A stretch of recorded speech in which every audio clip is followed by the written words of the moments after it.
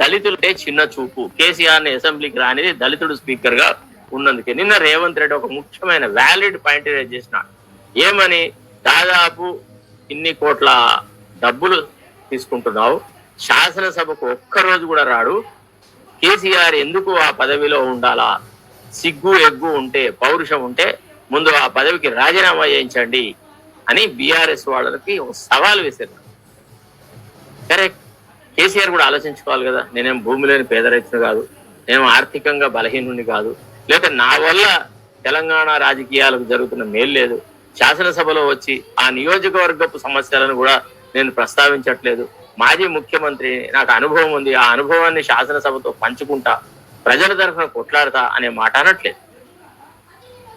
ఈ సోకాల్డ్ దొరలు పెద్ద మేమే అధికారము మాదే అని అనేవాళ్ళు అంత అనైతికమైన ప్రవర్తన చేసుకుంటూ కూడా మాదే వ్యవహారము, రేపు రాబోయే ప్రభుత్వం మాదే అని చెప్పుకుంటా ఉన్నారు. పొరపాట్ల కూడా రానివ్వరు కూడా.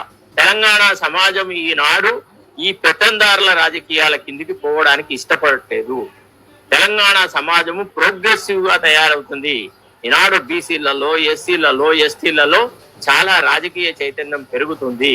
మీరు చూడండి, రేపటి ఎన్నికల్లో వీళ్ళందరూ చిత్తుగా ఓడిపోతారు. నువ్వు ఎన్ని కార్యక్రమాలు చేయి, ఏమన్నా చేయి, ఎవడన్నా వస్తాడా రాడు. నిన్న రేవంత్ రెడ్డి చెప్పినాడు ఏమని?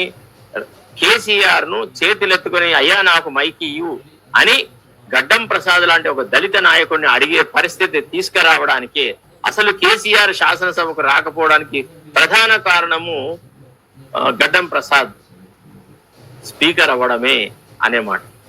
కేసీఆర్ తన పరిపాలనలో ఎప్పుడు ఉన్నత కులాల వాళ్ళకే స్పీకర్ పదవి ఇచ్చిన